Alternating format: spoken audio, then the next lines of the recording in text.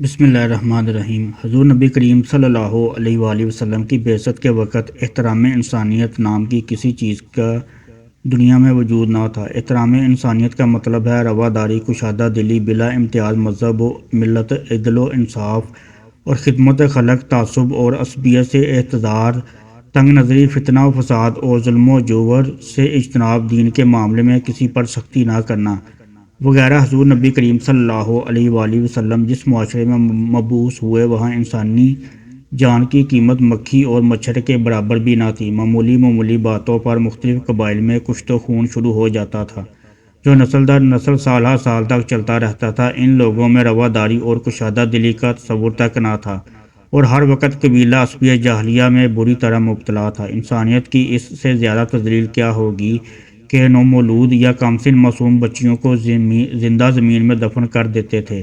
باپ کے قصور کا بدلہ بیٹے سے اور بیٹے کے قصور کا بدلہ باپ سے لینے میں کوئی قباحت نہیں سمجھی جاتی تھی۔ ایک انسان کی خواہش پر ہزاروں بے گناہ انسانوں کو موت کے گھاٹ اتار دیا جاتا تھا۔ بتوں کے استحسانوں پر انسانی گوشت اور خون کے چڑھاوے چڑھائے جاتے تھے۔ دشمن کی لاشوں کا مسئلہ کیا جاتا تھا، یعنی لاشوں کے اعضاء کاٹ لیے جاتے تھے۔ قرآن مجید میں کئی جگہ اس دور کے لوگوں میں احترام انسانیت کے فقدان کی طرف اشارہ کیا گیا ہے اور ساتھ ہی ان پر واضح کیا گیا ہے کہ اللہ تعالیٰ رب العالمین ہے، کسی خاص طبقے کا رب نہیں بلکہ سارے جہانوں اور ہر عقیدے، مذہب اور مسالک کے انسانوں کا رب ہے، یہاں تک کہ جو اس کو نہیں مانتے، دوہریے اور ملحد، ان کو بھی روزی، صحت اور دنیا کی دوسری نعمتیں عطا کرتا ہے۔ اس حقیقت کو مولانا حالی رحمۃ اللہ علیہ نے یوں بیان کیا ہے: یہ پہلا سبق تھا کہ کتاب و خدا کا کہ ہے سارے مخلوق کنبہ خدا کا۔ یہ درست ہے کہ اللہ تعالیٰ نے اسلام کو دین حق اور اپنا پسندیدہ دین قرار دیا ہے، لیکن ساتھ میں سورہ بقرہ میں بھی فرما دیا ہے، یعنی دین میں کوئی زور زبردستی نہیں۔ گویا ہر انسان کو اللہ تعالیٰ نے اختیار دیا ہے کہ اپنی خوشی سے اسلام قبول کرے یا اپنے مذہب کفر پر قائم رہے۔ اس پر اپنا مذہب تبدیل کرنے کے لیے زور زبردستی سے کام نہیں لیا جائے گا۔ سورہ کہف میں فرمایا گیا ہے: جو چاہے ایمان لائے اور جو چاہے کافر رہے، حق کو ماننے سے انکار کر دے۔ سورہ مائدہ میں ارشاد ہوا ہے: جس نے کسی انسان کو خون کے بدلے کے سوا یا زمین میں فساد پھیلانے کے سوا کسی اور وجہ سے قتل کیا، اس نے گویا تمام نوع انسانی کو قتل کر دیا، اور جس نے کسی انسان کی جان بچائی، اس نے گویا تمام انسانوں کی جان بچائی، تمام انسانوں کو زندگی بخش دی۔ غور کیجئے کہ اس آیت کریمہ میں مسلمان کا لفظ استعمال نہیں کیا گیا، اس کے بجائے نفس کا لفظ استعمال ہوا ہے۔ گویا کسی بھی انسان کو خواہ اس کا تعلق کسی بھی مذہب سے ہو، ناحق قتل کرنا جائز نہیں، اور کسی بھی دین اور مذہب سے تعلق رکھنے والے کسی انسان کی جان بچانا پوری انسانیت کو بچانے کے مترادف ہے۔ اللہ تعالیٰ نے غیر مسلموں مشرکین کے جذبات کا لحاظ رکھنے کا بھی حکم دیا ہے۔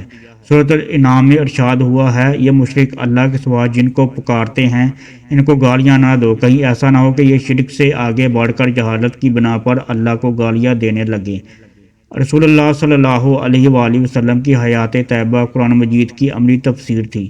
آپ صلی اللہ علیہ وآلہ وسلم نے احترام انسانیت اور کشادہ دلی کا جو نمونہ پیش کیا، اس کی مثال نہیں ملتی۔ احترام انسانیت کے سلسلے میں حضور صلی اللہ علیہ وآلہ وسلم کے طرز عمل کی چند جھلکیاں ملاحظہ فرمائیے۔ حضرت جابر بن عبداللہ رضی اللہ تعالیٰ عنہ بیان کرتے ہیں کہ ہمارے پاس سے ایک جنازہ گزرا، رسول اللہ صلی اللہ علیہ وآلہ وسلم اس کو دیکھ کر کھڑے ہو گئے اور ہم لوگ بھی آپ صلی اللہ علیہ وآلہ وسلم کے اتباع میں کھڑے ہو گئے۔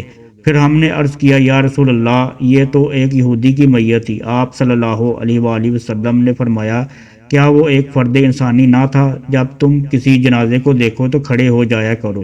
حضرت ابو ذر غفاری رضی اللہ تعالیٰ عنہ کا بیان ہے کہ ایک دن ہم ایک سیاہ رنگ والے صحابی رسول اللہ کے پاس بیٹھے تھے، میں نے ان کو آواز دی: اے سیاہ رنگ والے! اس پر حضور صلی اللہ علیہ وآلہ وسلم ناراض ہو گئے اور پیمانہ پورا بر۔ یہ عرب کا ایک محاورہ ہے جس کا مطلب ہے ہر شخص کو پیمانہ بر کر دے، سب کو ایک پیمانے سے دے، کسی کو کم یا زیادہ نہ دے، یعنی انسان کے درمیان امتیاز نہ کر۔ پھر آپ صلی اللہ علیہ وآلہ وسلم نے فرمایا: کسی گورے کو کسی کالے پر محض رنگ کی بنا پر کوئی فضیلت نہیں۔